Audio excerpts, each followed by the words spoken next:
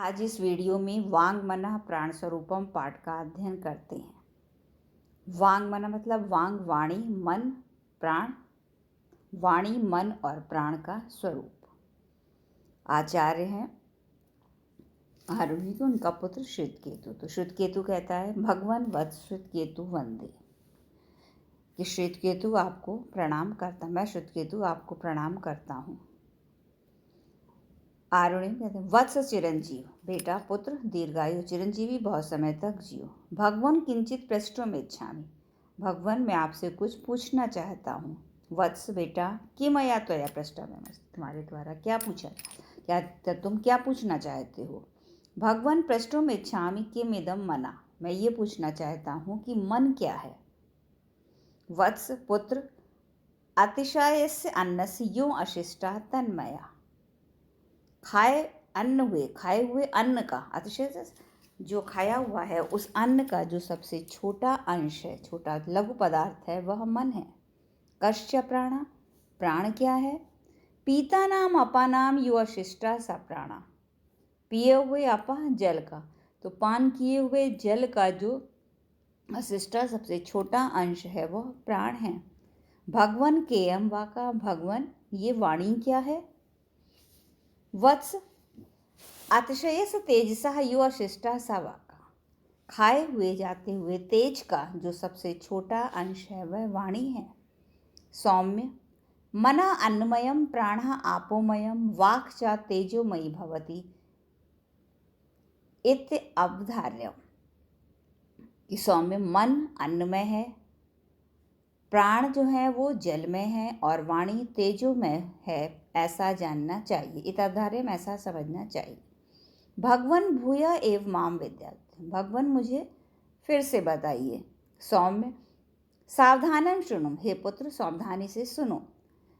मध्य मानस ददना यो अणिमा सा ऊर्ध्वम उदधति, मध्य मानस मतलब मथे दाते हुए दही का, यो अणिमा जो छोटा अंश होता है, सा ऊर्ध्वम उदधति वह ऊपर उठता है। हम गिरते हैं जैसे मलाई निकालते हैं तो तत्सर्पम भवति वह घी होता है, तत्सर्पी भवति वह घी होता है। भगवन व्याख्यातम भवता घृतोत्पत्ति रहस्यम, घृतोत्पत्ति मतलब घी की उत्पत्ति का रहस्य। तो महाराज आपके द्वारा घी की उत्पत्ति के रहस्य को बताया गया।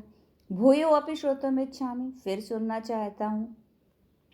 एवमेव सौम्य, हाँ सौम्य, इसी प्रकार अश्य मानस्य अन्नस्य यो अणिमा सा ऊर्ध्वम समुद्दिशति, इसी प्रकार खाए हुए जाते हुए अन्न का जो सबसे छोटा अंश होता है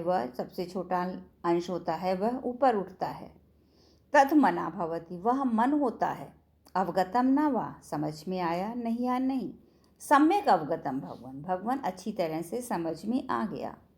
वत्स पुत्र पीयमानाम अपानाम यो अणिमा सा ऊर्ध्वम उदधति सा एव प्राणो भवति, पिए जाते हुए जल का जो सबसे छोटा अंश होता है वह ऊपर उठता है, वह प्राण होता है। भगवान वाचम अपि विद्याति, तुम भगवान आप वाणी के बारे में भी बताइए। सौम्य अश्मानश तेजसो यो अणिमा सा ऊर्ध्वम उदधति, खाए जाते हुए तेज का जो छोटा अंश होता है वह ऊपर उठता है। सा खलु वाग्मी भवति, वह निश्चय ही वाणी होती है।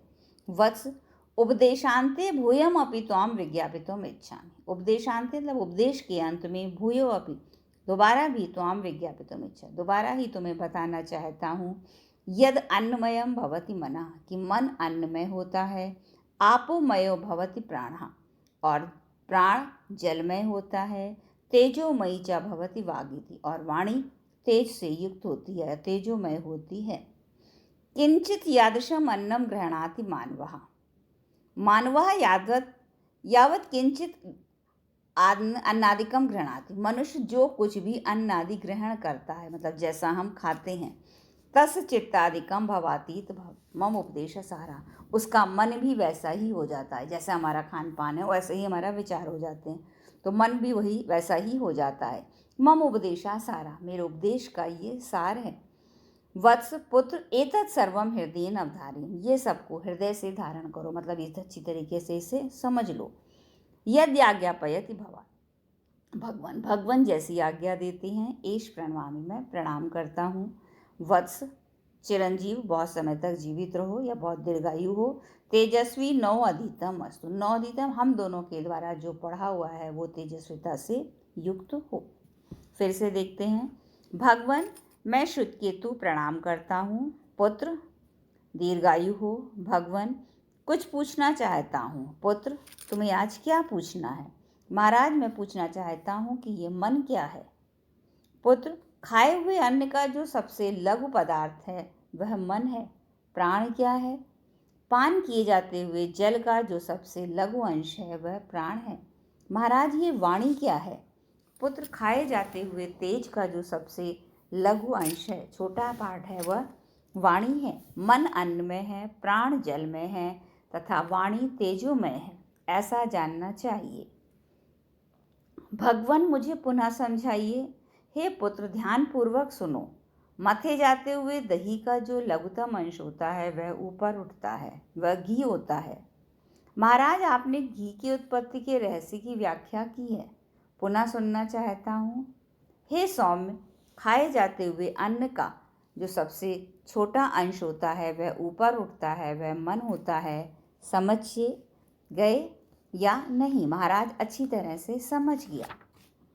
पुत्र, पान किए जाते हुए जल का जो सर्वाधिक लघु अंश है वह ऊपर उठता है, वह प्राण होता है। भगवान, वाणी के विषय में भी बताइए। सौम्य, खाए जाते हुए तेज का जो सर्वाधिक लघु अंश है वह ऊपर उठता है, वह निश्चय ही वाणी होती है। पुत्र, उपदेश के अंत में तुम्हें बताना चाहता हूँ कि अन्नमय मन होता है, जलमय प्राण होता है और तेजोमय वाणी होती है। और भी जैसा अन्न आदि मनुष्य ग्रहण करता है वैसा ही उसका चित्त या मन आदि हो जाता है। ये मेरे उपदेश का सार है। पुत्र, इस पूरे ज्ञान को हृदय में धारण करो। जैसी आपकी आज्ञा महाराज, मैं आपको प्रणाम करता हूँ। पुत्र, दीर्घायु हो। हम दोनों द्वारा पढ़ा हुआ तेजस्विता से युक्त हो।